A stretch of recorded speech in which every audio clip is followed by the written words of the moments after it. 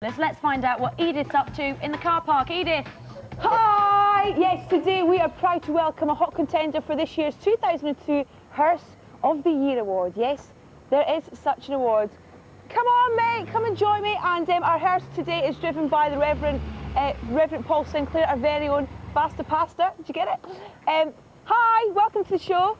Hi. Can you hear me in I can hear helmet? you. Yeah. Now, explain, first of all, what on earth is this contraption? This is a motorcycle hearse. Yeah. It's the world's first fully enclosed motorcycle hearse. Yeah. Because I believe that a motorcyclist deserves a dignified, final, appropriate send-off, just like anyone else. So it's specified for bikers and things. That's who your clients are. Anyone who can fit is welcome, but it's primarily for motorcyclists, bikers, yeah. Okay, and have you, is this done to your specifications? Have you custom built this?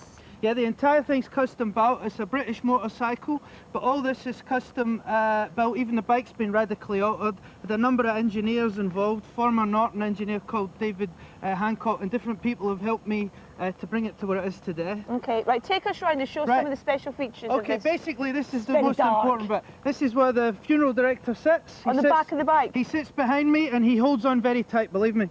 And also, before a funeral, I say to the family, where was the deceased's favourite run on their bike? Yeah. And we often go out on it, and when we get there, say it was the Ace Cafe, for example, we'd put a book of condolences here, Yeah. and all the bikers would sign it, Yeah. and then we go back to join the family and go through the normal funeral. Okay. Over here we have the back door. Yeah.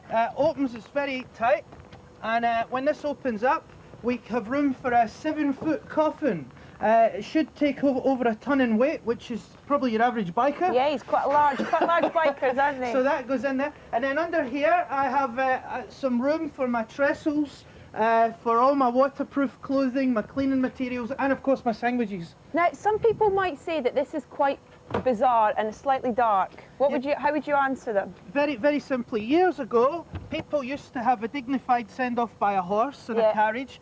And one day this guy decided to turn a perfectly good car into a hearse. People must have thought, that's a bit dark, that's a bit weird.